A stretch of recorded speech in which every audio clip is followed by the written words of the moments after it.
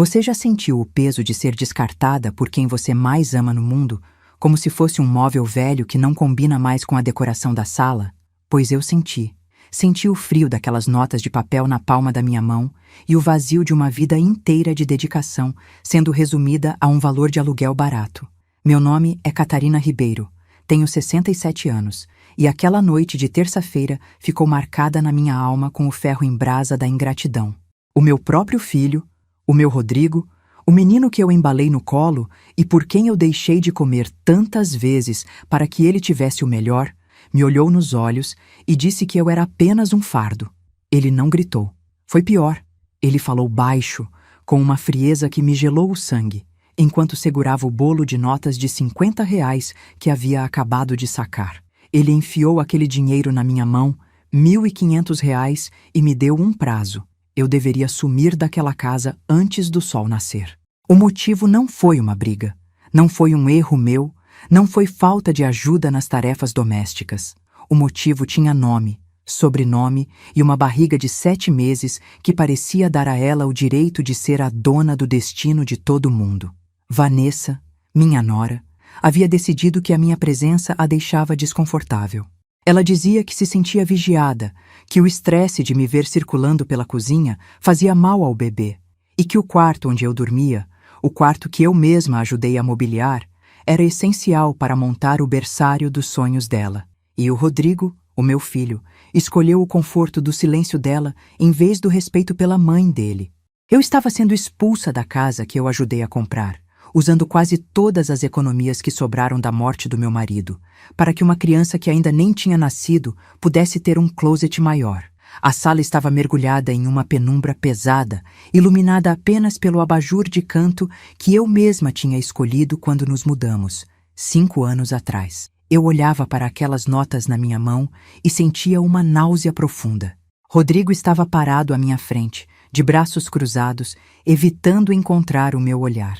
Ele olhava para o rodapé, para o tapete, para qualquer lugar, menos para o rosto da mulher que o trouxe ao mundo.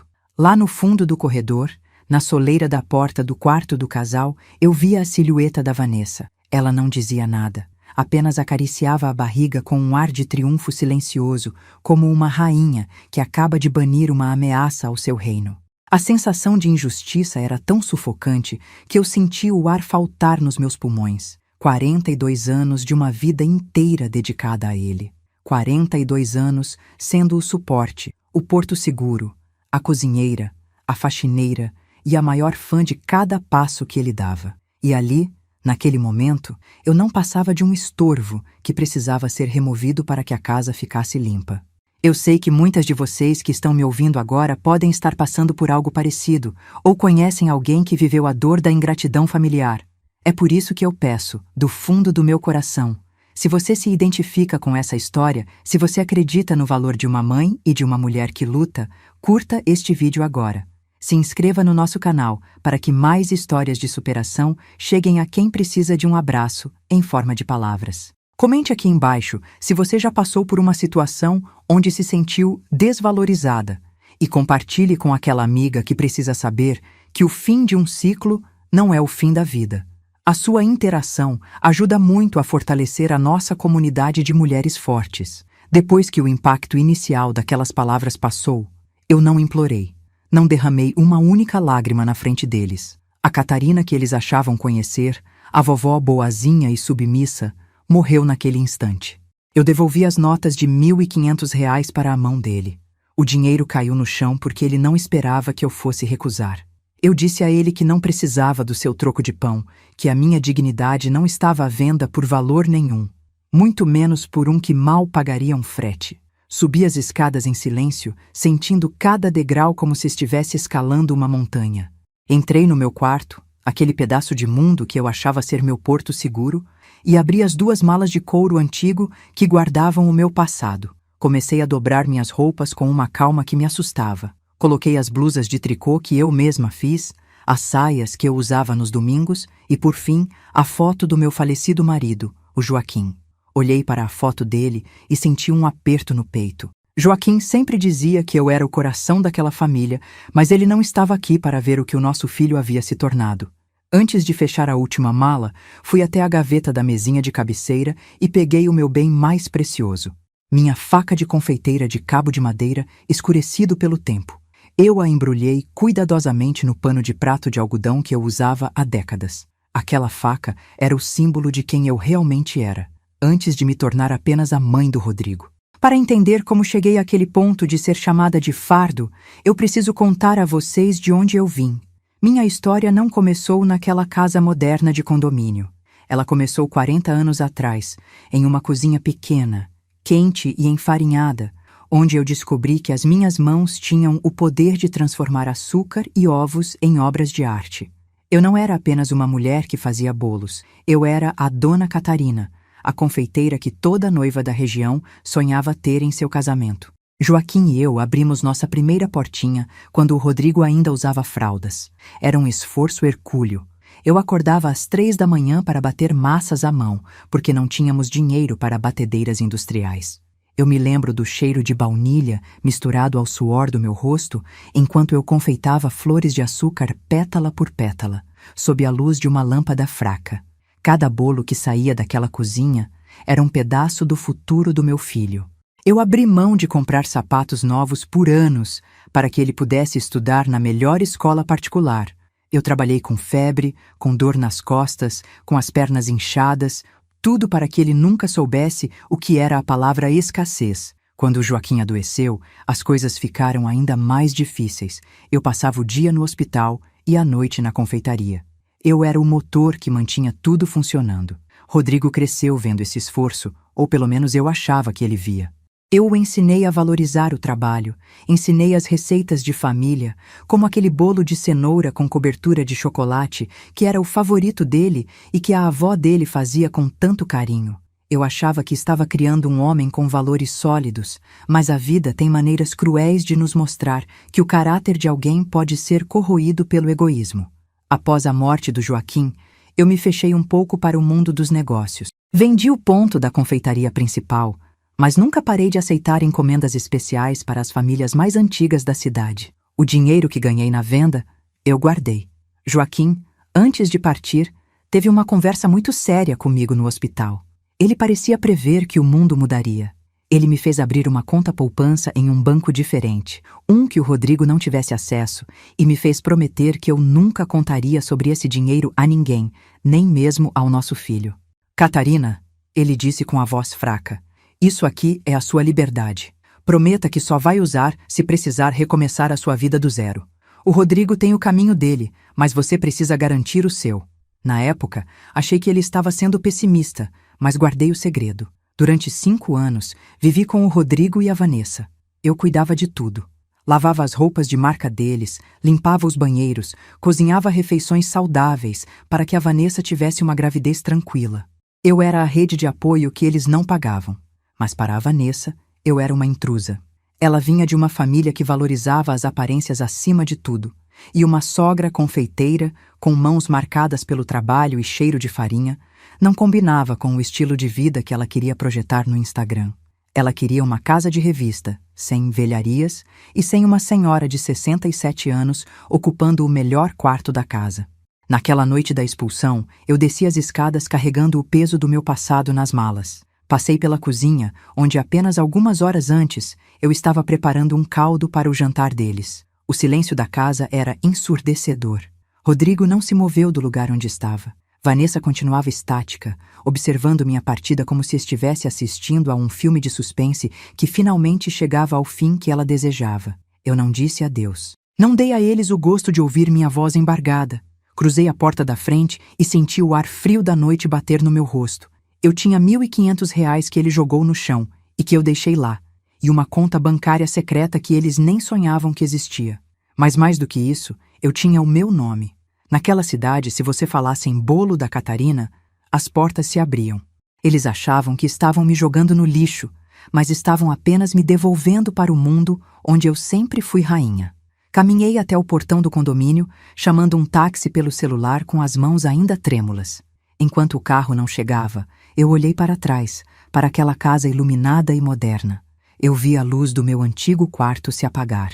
Eles já estavam planejando onde colocar o berço. Senti uma pontada de pena do meu neto. Que tipo de valores ele receberia de pais que descartam a própria família por causa de espaço físico? Quando o táxi chegou, o motorista, um senhor simpático chamado Seu Tião, me ajudou com as malas. Ele percebeu meu estado, mas teve a delicadeza de não perguntar nada. Eu dei a ele o endereço de um hotel pequeno, mais limpo, no centro da cidade. Durante o trajeto, eu não olhei para as luzes das lojas ou para o movimento das pessoas. Eu olhei para as minhas mãos. Elas estavam marcadas, sim. Tinham algumas cicatrizes de queimaduras leves de forno. As unhas eram curtas por causa da higiene na cozinha e as juntas doíam um pouco por causa do frio. Mas eram mãos que sabiam criar. E foi ali, no banco de trás daquele táxi, que eu tomei a decisão. Eu não iria apenas sobreviver. Eu iria mostrar para o Rodrigo e para a Vanessa que um fardo pode ser a base de algo muito maior do que eles jamais conseguiriam construir. No dia seguinte, após uma noite de sono agitada em um quarto de hotel que cheirava a lustramóveis, eu procurei o Dr. Arnaldo. Ele era o gerente do banco onde o Joaquim me fez abrir a conta secreta. Arnaldo era um homem de cabelos brancos e óculos de aro fino, que tinha sido cliente dos meus bolos por 20 anos. Quando entrei na sala dele, ele se levantou imediatamente com um sorriso largo, mas que logo murchou ao ver o cansaço nos meus olhos. Eu contei a ele o que tinha acontecido, de forma resumida, focando apenas na necessidade de movimentar meus fundos. Ele ficou em silêncio por um longo tempo, apenas processando a ingratidão do Rodrigo, que ele conhecia desde pequeno. Depois, ele abriu uma pasta no computador e me mostrou o saldo. Com os juros acumulados e os depósitos silenciosos que eu fiz ao longo dos anos, eu tinha o suficiente para não apenas comprar um apartamento, mas para abrir o negócio dos meus sonhos. Dona Catarina, disse Arnaldo limpando as lentes dos óculos, a senhora não precisa provar nada para ninguém, mas se quiser abrir aquela confeitaria que o Joaquim sempre dizia que a senhora merecia, agora é a hora. Eu conheço um imóvel na avenida principal que acabou de vagar. O dono é meu primo e ele quer alguém de confiança. Eu senti um calafrio percorrer minha espinha. Não era medo, era o fogo da ambição voltando a queimar depois de anos adormecido sob as cinzas da rotina doméstica. Eu aceitei ver o imóvel naquela mesma tarde. Era um prédio antigo, com pé direito alto, janelas grandes de madeira e um charme que nenhuma dessas lojas modernas e frias conseguia ter. O espaço da cozinha era enorme, perfeito para o que eu imaginava. Enquanto eu andava pelo chão de ladrilho hidráulico, eu conseguia visualizar os balcões de mármore, as vitrines cheias de tortas de frutas, o cheiro de pão de ló saindo do forno e as pessoas fazendo fila na porta. Aquelas primeiras semanas foram um turbilhão. Eu não tinha tempo para chorar pelo Rodrigo ou sentir falta da casa dele. Eu estava ocupada demais negociando com fornecedores de equipamentos, escolhendo a cor das paredes, um tom de creme que lembrava baunilha, e contratando minha primeira ajudante. Escolhi uma moça jovem, chamada Beatriz, que tinha acabado de sair de um curso de gastronomia e estava cheia de vontade de aprender. Beatriz não era apenas uma funcionária. Ela se tornou meus olhos e ouvidos na cozinha quando o cansaço batia. Eu ensinei a ela como sentir o ponto do merengue apenas pelo toque, como ouvir o som do bolo quando ele está pronto para sair do forno. E, principalmente, como tratar cada cliente como se ele fosse um convidado de honra. Enquanto eu erguia o meu império de açúcar e farinha, o silêncio do lado do Rodrigo era total. Eu sabia por algumas amigas em comum que a Vanessa estava postando fotos do quarto do bebê, que se chamaria Enzo. Ela exibia a decoração luxuosa, os móveis importados e o papel de parede de seda. Eu olhava aquelas fotos e sentia uma frieza tranquila. Eles achavam que tinham vencido. Achavam que a velha estava em algum asilo ou morando de favor em algum quartinho de fundo. Eles não faziam ideia de que o nome Catarina Ribeiro, confeitaria artesanal, já estava sendo pintado em letras douradas na fachada da loja mais bonita da cidade. A inauguração foi algo que a cidade nunca esqueceu.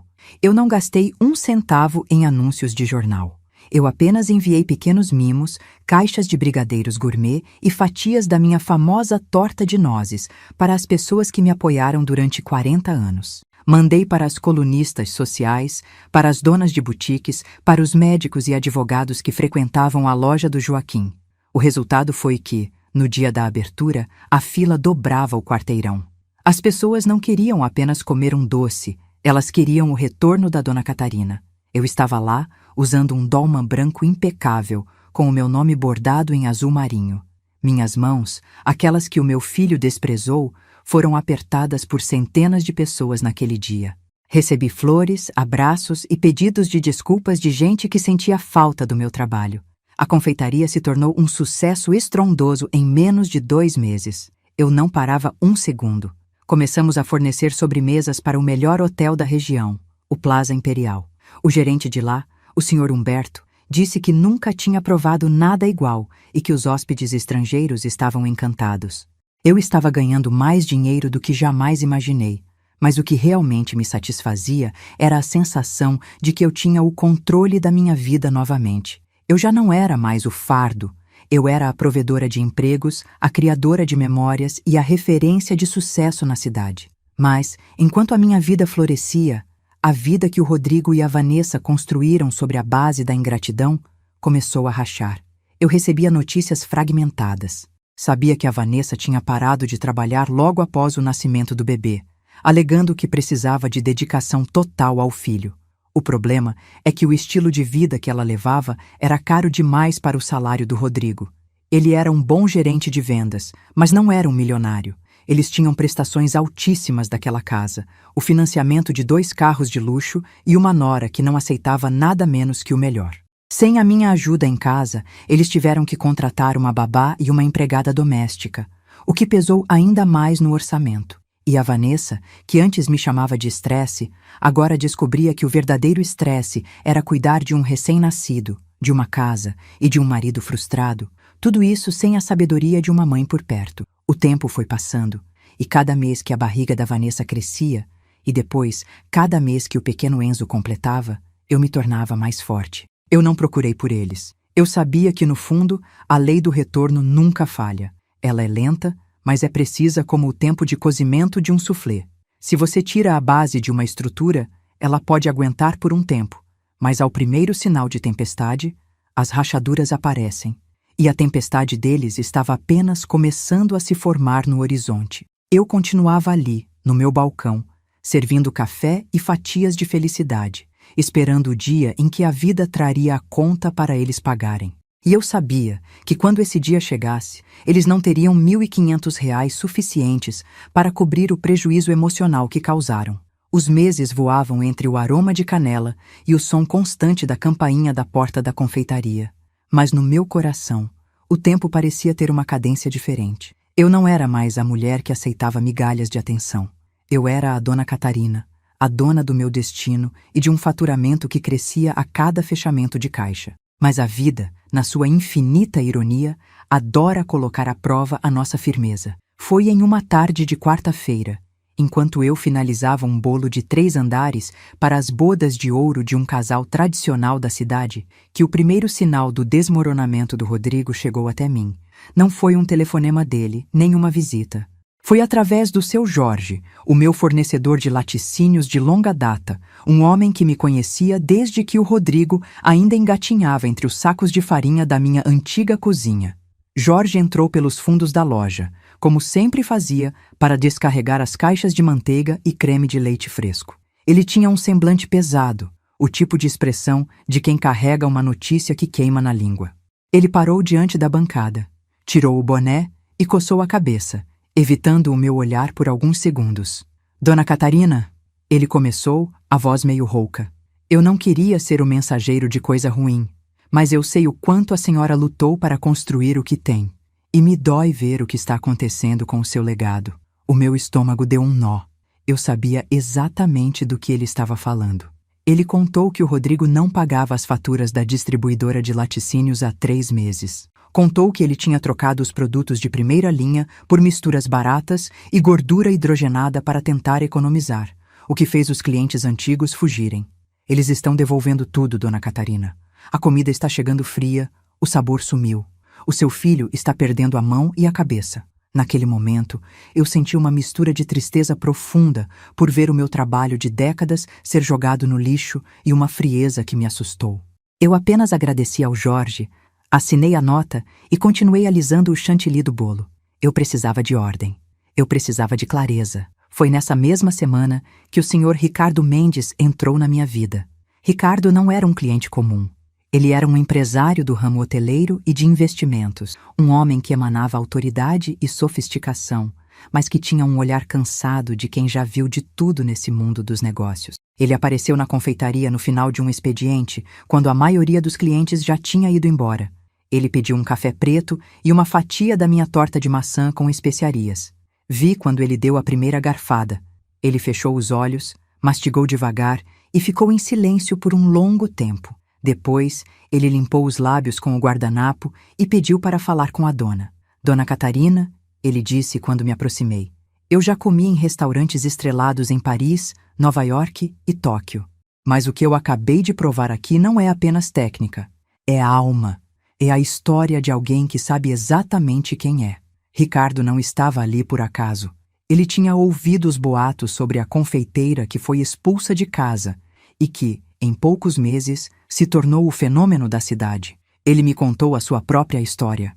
Contou que também veio do nada, que o pai dele tinha sido um trabalhador humilde que morreu de tanto trabalhar para pagar dívidas que não eram dele. Ricardo via em mim a resiliência que ele tanto respeitava. Eu tenho uma proposta para a senhora, ele disse, inclinando-se para a frente.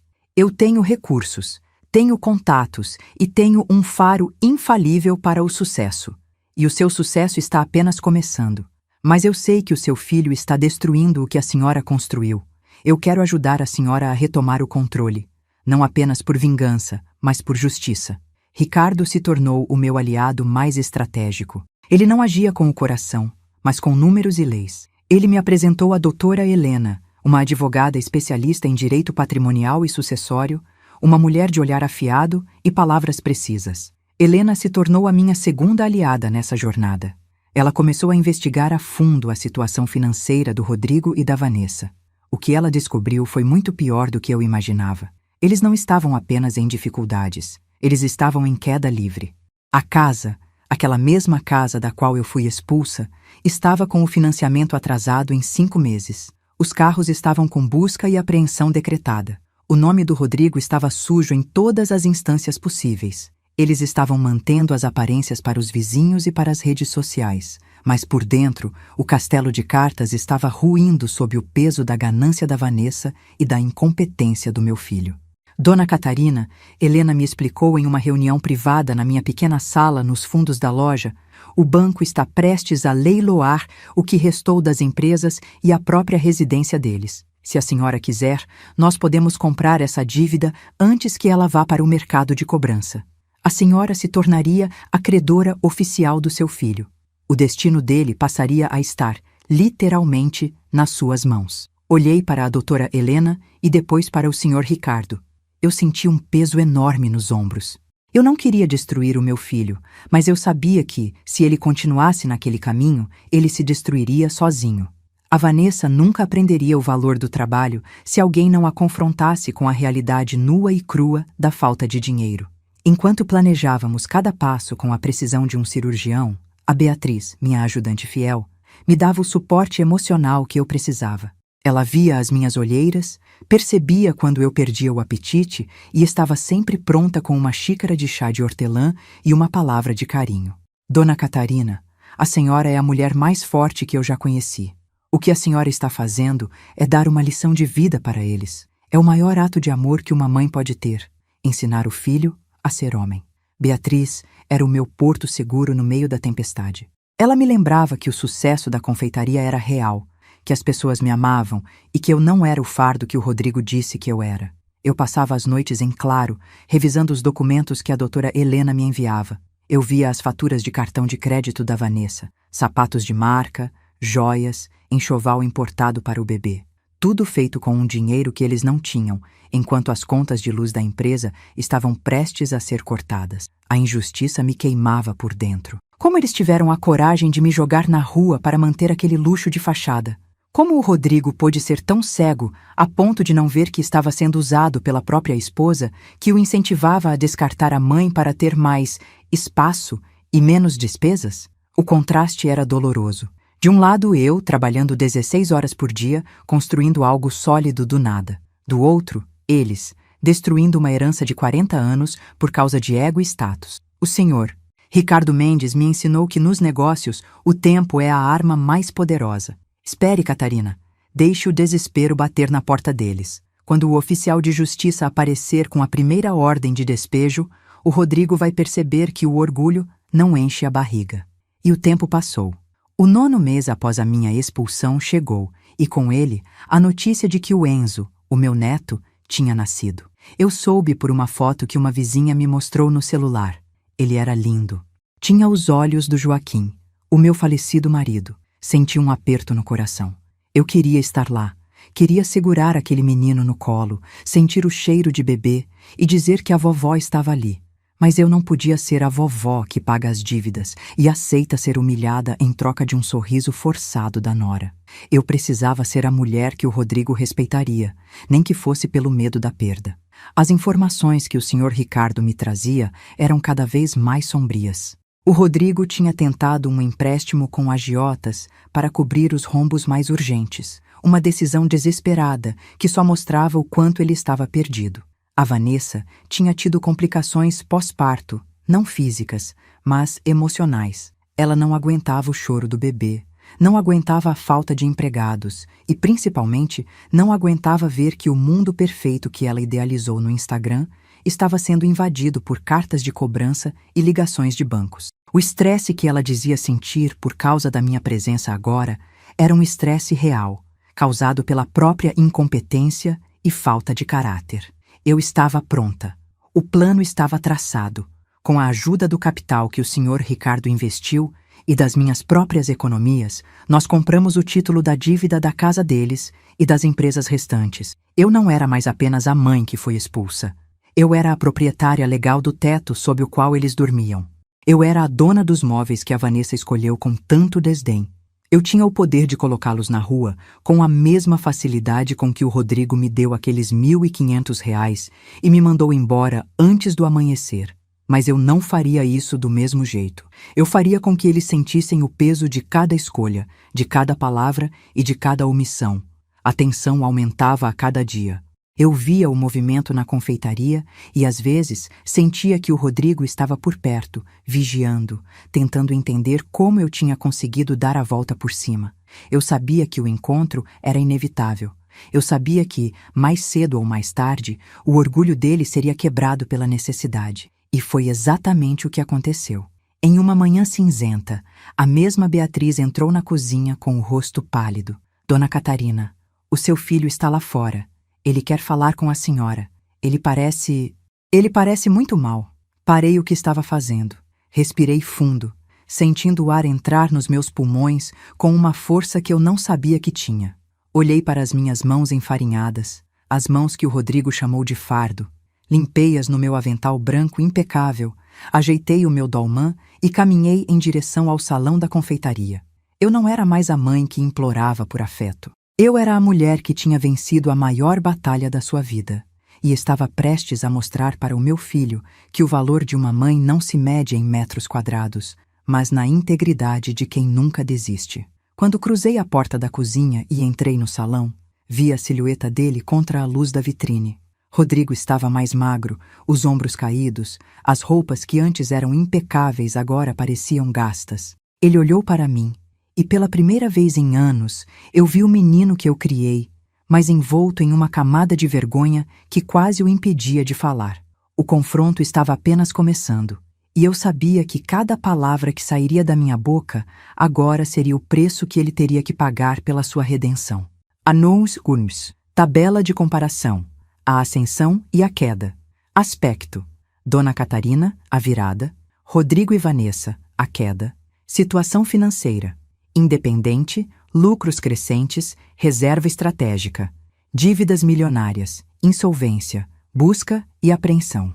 Reputação: nome respeitado, fila de espera, referência na cidade. Nome sujo, clientes insatisfeitos, perda de legado. Rede de apoio. Aliados reais. Sr. Ricardo, Doutora Helena, Beatriz. Isolamento, brigas internas, falta de estrutura familiar. Estado emocional. Firme, decidida, em paz com o passado.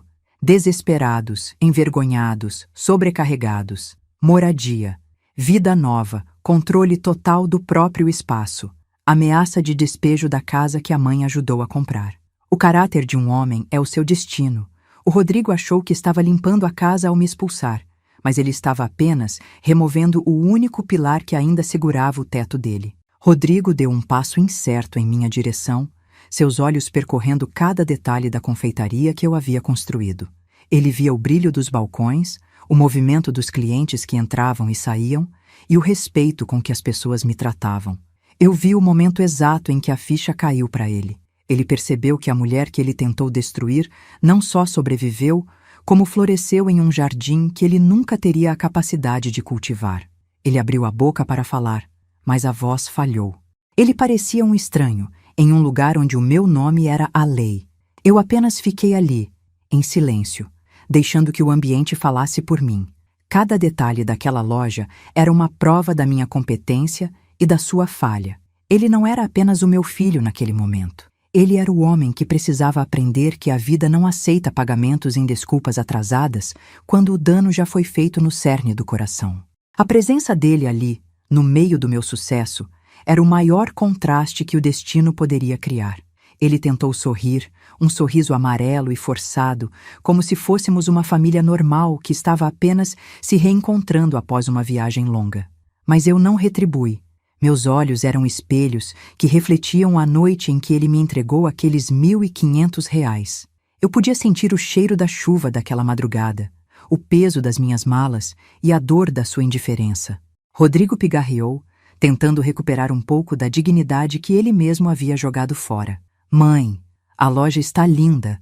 Eu sempre soube que a senhora tinha talento. A hipocrisia daquelas palavras me deu vontade de rir, mas eu mantive a face impassível.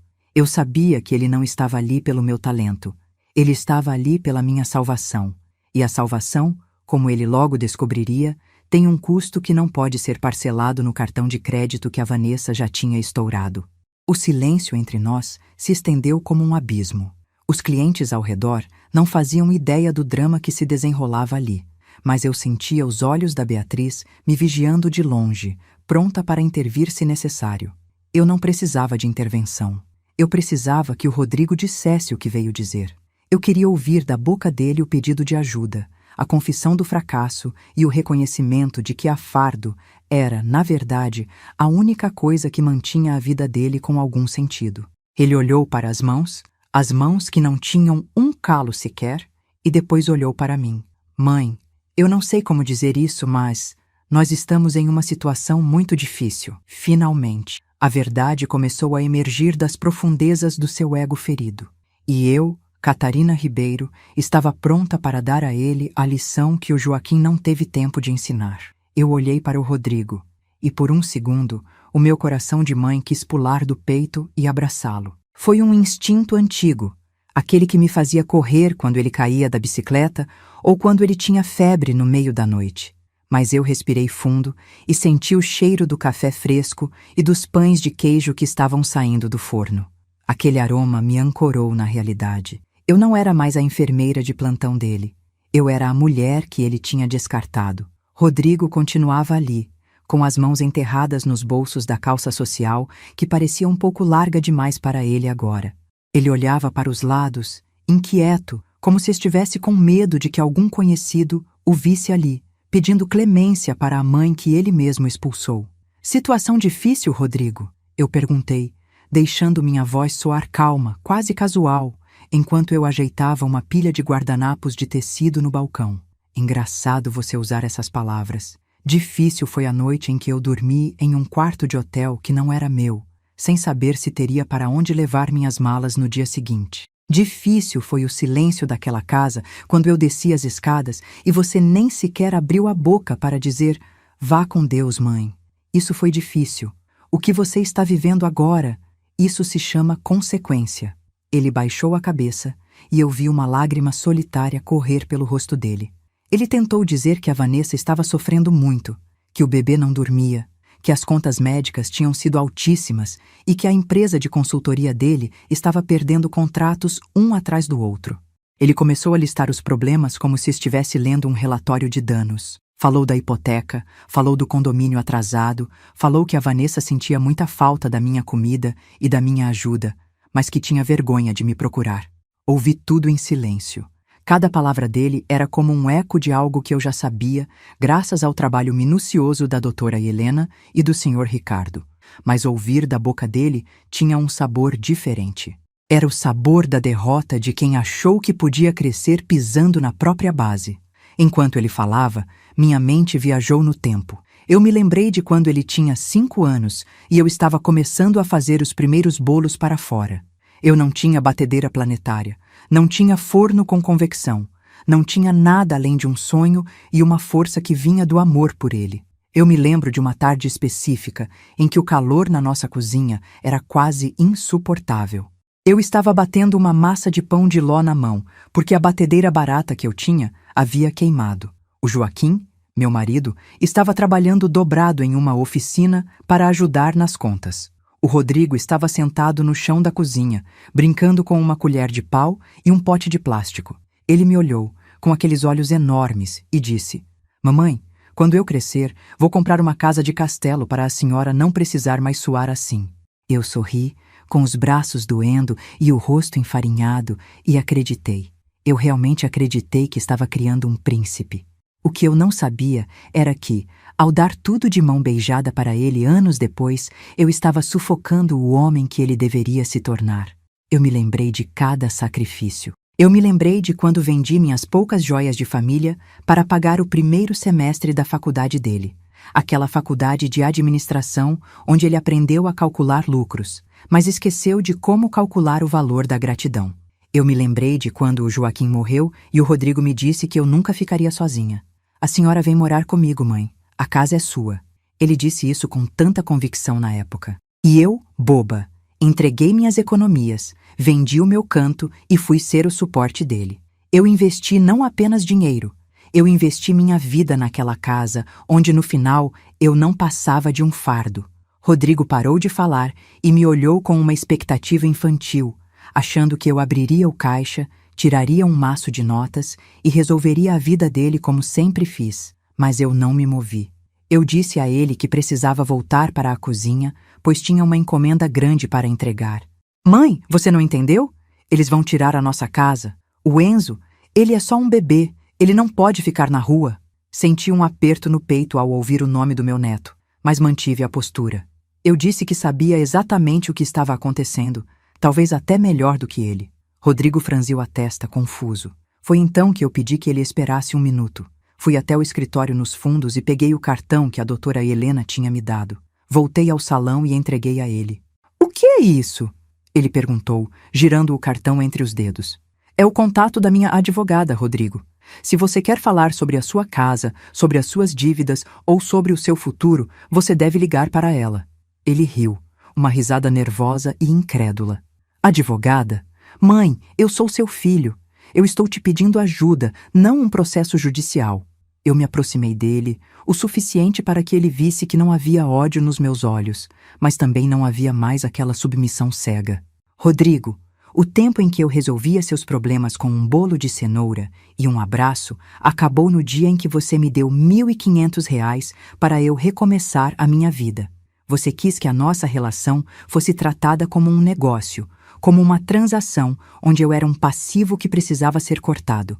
Pois bem, agora estamos tratando de negócios. A doutora Helena vai te explicar por que a sua casa ainda não foi a leilão. Ela vai te explicar quem é o novo dono do título da sua dívida." Eu vi o sangue fugir do rosto dele novamente. Ele não era burro. Ele começou a conectar os pontos. Ele olhou para a luxuosidade da minha loja, para a Beatriz que atendia os clientes com um sorriso, para o Sr. Ricardo, que acabava de entrar pela porta da frente com uma pasta de couro debaixo do braço. Ricardo caminhou até nós com a elegância de quem domina o terreno.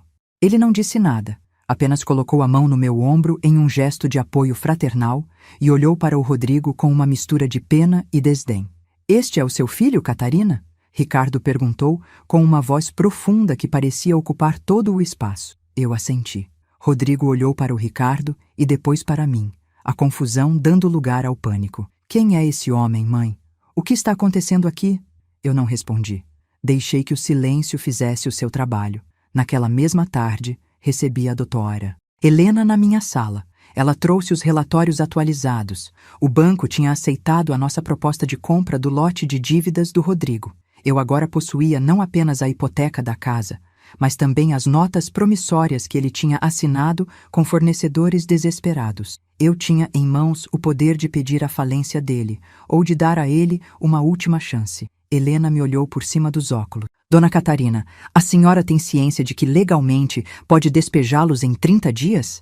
A situação da empresa dele é irrecuperável sem uma injeção massiva de capital e uma mudança total de gestão. Eu olhei para a foto do Joaquim na minha mesa. Ele parecia sorrir para mim, aquele sorriso de quem sabia que eu faria a coisa certa. Eu disse a Helena que não queria a falência dele. Eu queria a redenção. Mas a redenção dele passaria pelo mesmo caminho que eu trilhei. O caminho do trabalho duro e da humildade. Quero que você prepare um contrato de gestão, Helena, eu disse, sentindo uma clareza mental que nunca tive antes. Vou assumir o controle das 2 lojas que ainda restam dele. Mas ele não será o gerente, ele será o estoquista. Ele vai carregar sacos de farinha, ele vai limpar o chão, ele vai sentir o peso do que é manter um negócio vivo. E a Vanessa? A Vanessa vai ser a nossa recepcionista. Ela vai aprender a sorrir para as pessoas que ela antes desprezava. Eles vão receber um salário mínimo cada um. O restante do lucro das lojas será usado exclusivamente para abater a dívida que eles têm comigo. Se eles aceitarem e cumprirem 1 ano de trabalho sem reclamações, eu devolvo a casa para o nome deles. Se eles recusarem ou se falharem um único dia, eu executo a dívida e eles perdem tudo. Helena anotou tudo, surpresa com a minha firmeza. Ela me perguntou se eu achava que eles aceitariam. Eu olhei pela janela e vi o carro do Rodrigo ainda estacionado do outro lado da rua. Ele estava lá dentro, com a cabeça apoiada no volante. Eles não têm escolha, Helena. O deserto que eles criaram ao meu redor agora é o único lugar onde eles têm para caminhar. Ou eles caminham comigo, ou morrem de sede no próprio orgulho. Eu passei os dias seguintes organizando a minha própria equipe para essa intervenção. Eu não faria isso sozinha. Eu precisava de aliados que entendessem o valor da dignidade. Chamei o seu Jorge, o fornecedor de laticínios, e o convidei para ser o consultor de compras das novas lojas. Ele aceitou na hora, com lágrimas nos olhos, feliz por ver que a justiça estava sendo feita. Chamei também a dona Mercedes, uma senhora que tinha trabalhado comigo na minha primeira cozinha e que o Rodrigo tinha demitido assim que assumiu o controle, dizendo que ela era lenta demais para o ritmo moderno. Mercedes agora seria a supervisora da produção. Eu estava montando um exército de pessoas que o Rodrigo tinha descartado como fardos. Era a revolta dos invisíveis, liderada por uma mulher que se recusou a ser apagada. A reunião para a assinatura do contrato foi marcada para a segunda-feira seguinte, na sala de reuniões do escritório da doutora Helena. Eu pedi que o senhor Ricardo estivesse presente apenas como testemunha. Quando o Rodrigo e a Vanessa entraram na sala, o ar parecia ter sumido. Vanessa estava pálida, com olheiras profundas e o bebê, o pequeno Enzo, no colo. Ela não tinha mais aquele ar de rainha. Ela parecia uma menina assustada que tinha acabado de descobrir que o mundo não era o conto de fadas do seu Instagram. Ela evitou o meu olhar a todo custo. Rodrigo estava tenso, com a mandíbula travada. Helena começou a ler os termos do contrato. A cada cláusula, eu via a expressão deles mudar de incredulidade para desespero e finalmente para uma aceitação amarga. Quando ela terminou de ler que o Rodrigo teria que trabalhar como estoquista e carregar fardos físicos de mercadoria, ele explodiu. Isso é uma humilhação, mãe.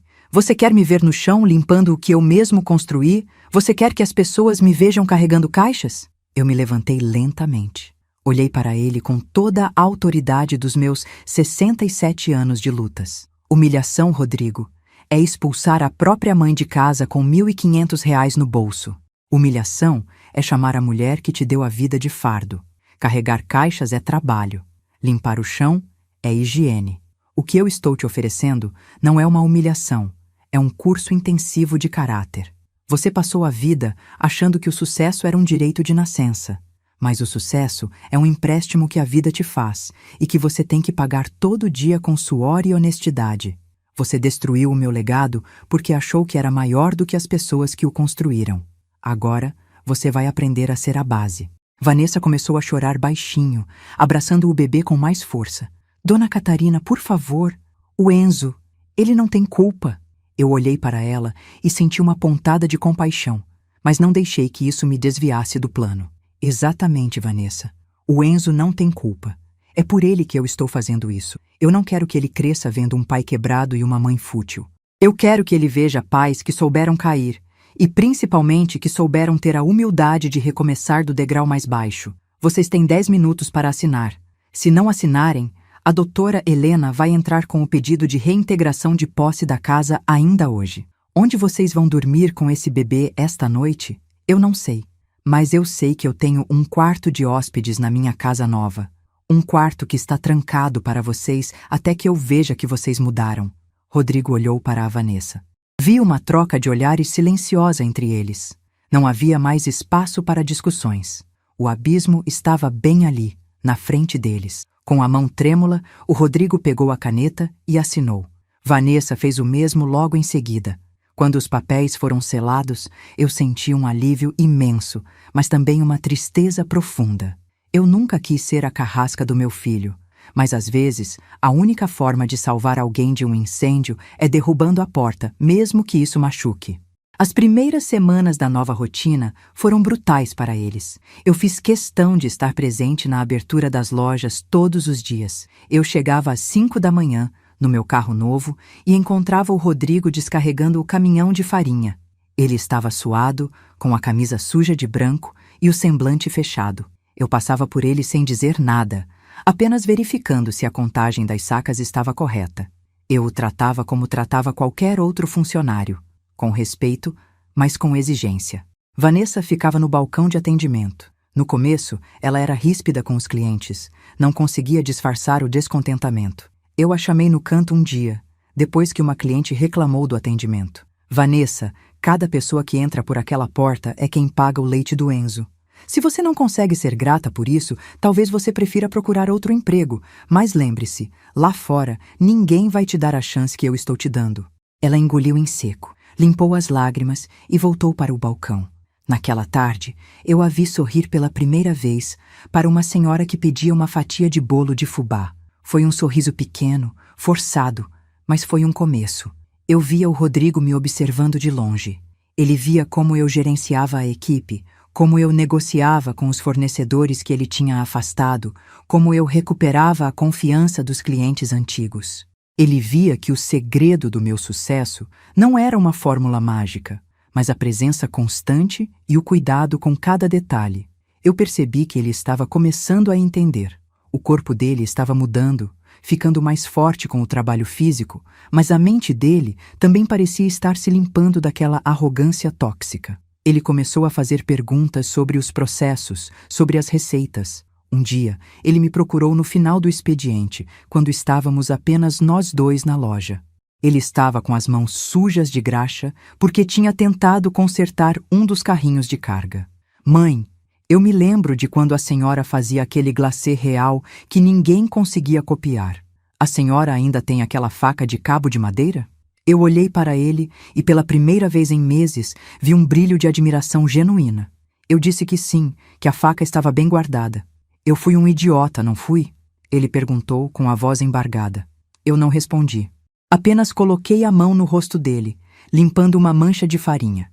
O importante, meu filho, não é o quanto você errou, é o que você está disposto a fazer para não errar mais. Enquanto isso, a confeitaria principal, a minha joia da coroa, continuava a todo vapor. O Sr. Ricardo Mendes me trouxe uma nova proposta: expandir a marca para o shopping da capital. Ele queria que eu fosse a cara de uma rede de franquias. Eu estava vivendo o auge da minha carreira aos 67 anos, enquanto o meu filho estava no porão, aprendendo o básico. Mas eu sabia que o meu verdadeiro sucesso não seria medido pelo número de lojas, mas pelo dia em que o Rodrigo pudesse me olhar nos olhos e dizer obrigado, sem sentir o peso da dívida, mas a leveza do amor recuperado, A Vanessa também estava mudando. Ela começou a trazer o Enzo para a loja nas tardes em que a babá não podia ficar com ele. Eu o colocava em um cercadinho perto do balcão, e enquanto eu confeitava os bolos, eu contava histórias para ele. Eu via a Vanessa me observando e o olhar dela não era mais de desconforto. Era de uma gratidão silenciosa e profunda. Ela percebeu que eu não era a ameaça que ela imaginava. Eu era a única ponte que ligava a família deles a um futuro de verdade. Ela começou a me pedir dicas de como cuidar da casa, de como fazer receitas simples para o bebê. A rivalidade entre nós estava morrendo, dando lugar a uma aliança de sobrevivência que estava se transformando em algo parecido com afeto. Mas o destino ainda tinha uma última carta para jogar. No meio de todo esse processo de reconstrução, uma auditoria interna nas contas antigas da empresa do Rodrigo revelou algo que nem eu, nem a doutora Helena sabíamos. Havia um desvio de dinheiro que não tinha sido feito pelo Rodrigo, mas por um antigo sócio que ele considerava um irmão. Esse homem tinha aproveitado a fragilidade do Rodrigo e a distração dele com as exigências da Vanessa para drenar as contas da empresa sistematicamente por 2 anos. Quando o Rodrigo descobriu a verdade, ele ficou devastado. Ele percebeu que tinha sido traído pela pessoa em quem mais confiava, exatamente como ele tinha feito comigo. Ele veio até mim, com os papéis da auditoria nas mãos, tremendo de raiva e de vergonha. Mãe, eu sou um fracasso completo. Eu expulsei a única pessoa que me amava de verdade por causa de uma mulher que me pressionava e de um amigo que me roubava. Eu mereço tudo isso. Eu mereço estar no chão. Eu tirei os papéis das mãos dele e os coloquei na mesa. Olhei para o meu filho e vi que o homem que eu queria criar finalmente tinha nascido. O homem que assume as suas falhas, que não culpa o mundo pelas suas escolhas e que tem a coragem de chorar diante da verdade. Rodrigo, você não é um fracasso. Você é um homem que está sendo forjado no fogo, e o ouro só fica puro depois que passa pela fornalha.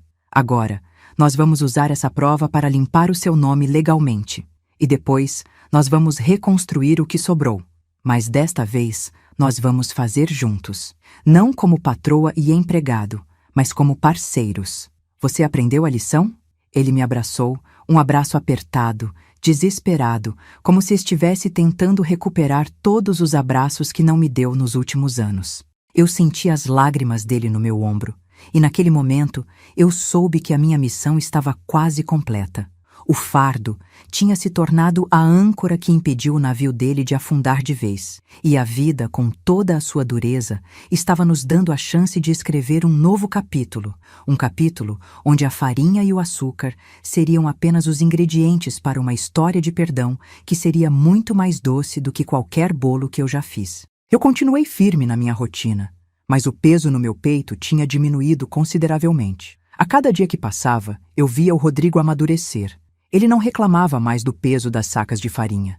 Ele não reclamava mais do calor da cozinha ou das horas extras que eram necessárias para colocar as contas em ordem. Ele estava se tornando um líder de verdade, alguém que as pessoas respeitavam não pelo cargo, mas pelo exemplo. E a Vanessa? A Vanessa estava se tornando uma mulher admirável.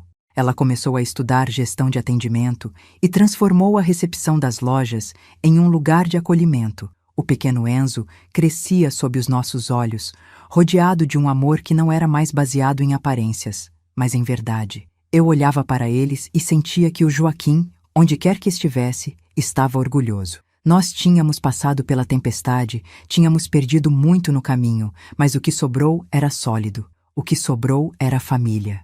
E eu, Catarina Ribeiro, aos 67 anos, descobri que a maior confeitaria do mundo é aquela que consegue transformar as amarguras da vida no banquete mais satisfatório do coração. Será que o Rodrigo realmente aprendeu a lição? Ou ele voltará aos velhos hábitos assim que recuperar o poder? E a Vanessa, será que a sua mudança é genuína ou apenas uma estratégia de sobrevivência? O que você faria se estivesse no meu lugar? Você daria essa chance ou seguiria com o despejo? Deixe a sua opinião aqui nos comentários. Eu quero muito saber o que você pensa sobre essa reviravolta. E não esqueça de conferir se você já deixou o seu joinha no vídeo, isso ajuda muito a nossa comunidade a crescer. Se você está gostando de como a história está se desenrolando, compartilhe com as suas amigas nas redes sociais. Vamos mostrar ao mundo que uma mulher na maturidade tem muito mais força do que o senso comum imagina. Continue comigo, porque o desfecho dessa história ainda reserva uma surpresa que vai fazer você ver que no tribunal da vida, a sentença final é sempre escrita por quem tem a coragem de amar, mesmo quando dói.